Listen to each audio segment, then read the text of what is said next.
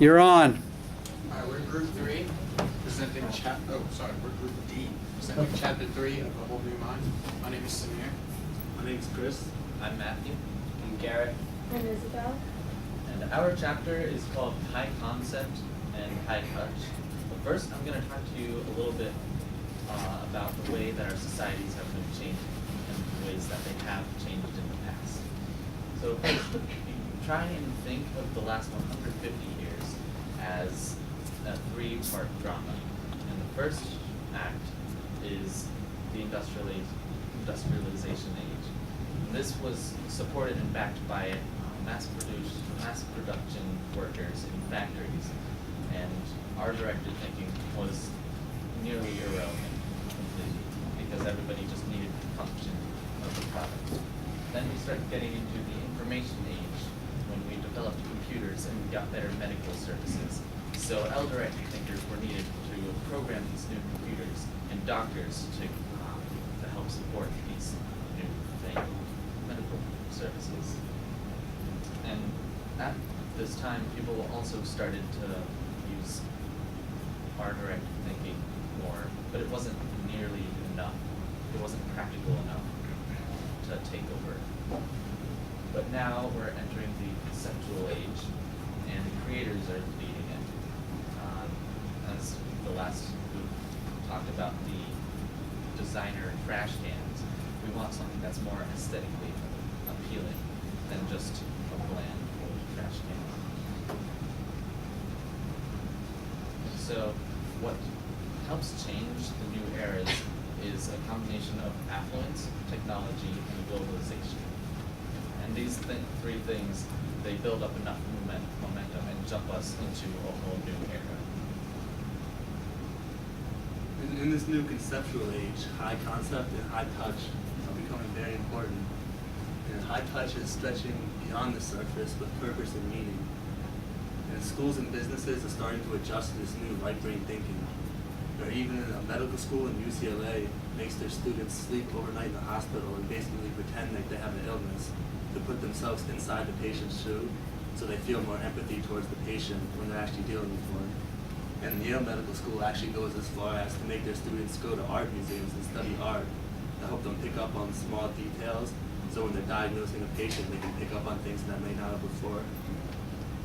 And General Motors is actually going as far as to say that they're an art and sculpture business now, which is coming because General Motors was made in the industrial age when art-directed thinking really wasn't relevant, and now they're saying that they are an art business, which is really, it shows how the conceptual age has really come full swing in the form now. And because of this new conceptual age, business degrees really aren't as lucrative as they used to be, and art degrees are becoming more lucrative. Because for Harvard Business School, there's a 10% acceptance rate, and then for UCLA Art School, there's only a 3% acceptance rate. And as the last group mentioned, a lot of the jobs are being exported to places like India that people with business degrees would normally do. And there's such a competitive market now, and so many people are trying to make things that they're looking for people with art degrees to really make things aesthetically pleasing and stand out from the competition. And an example of an increase in art jobs is graphic design and music. People making a living from those things have increased 50% since 1970. What constitutes creativity? This section of the chapter was pretty much about IQ versus EQ. And it was interesting when I read the chapter that Florida's definition of creativity and their jobs include accountants, tax adjusters, and insurance adjusters, which I thought was odd.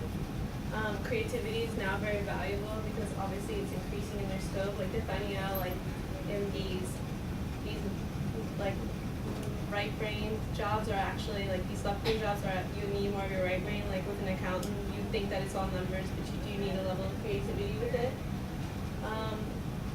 The IQ actually accounts for only 4 to 10% of job success.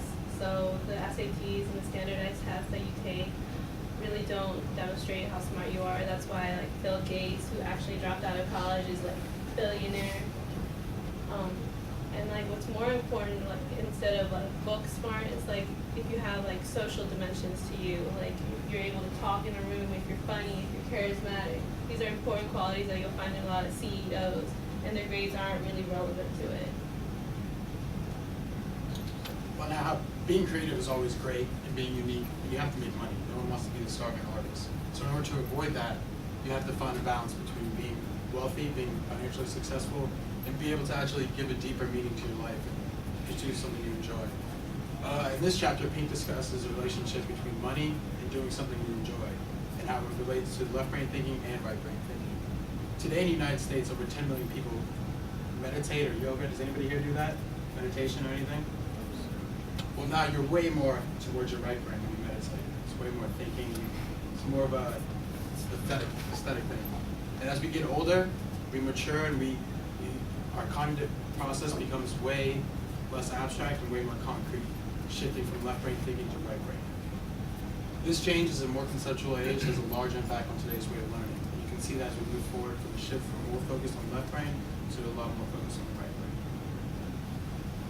So what we're seeing as we progress further into the conceptual age is that as a whole, human beings need to supplement the dominant L-directed thinking with certain kinds of R-directed thinking, such as taking into consideration the design of products rather than just function. For example, we've had cellular phone technology for almost 2 decades up to this point, but the reason why the iPhone is such a successful telephone is because it has design and function combined as one.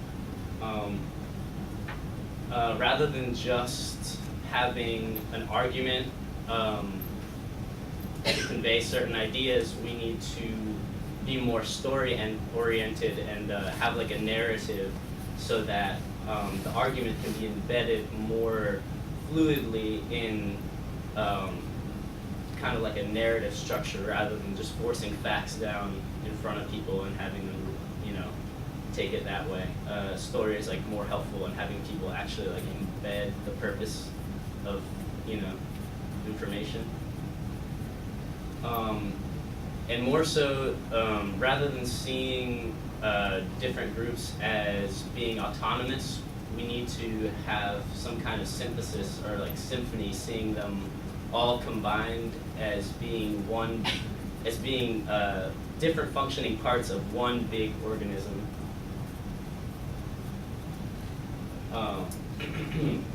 So empathy, so rather than like doing a job just for the sake of getting it done, people need to have emotional intelligence and actually have care for others in order to be effective at whatever job they may be doing. And another side of the R brain thinking is rather than taking academics or whatever you're wanting to learn so seriously, there needs to be a certain playfulness in order for information to be more effective and to learn in a more whole way. And meaning, so rather than having jobs just for the sake of having a job and getting it done to have money, we need to be more oriented towards doing things that we love and having things that are personally fulfilling in order to be truly effective and utilize the right brain in order to complement the left brain and have a synthesis between both kinds of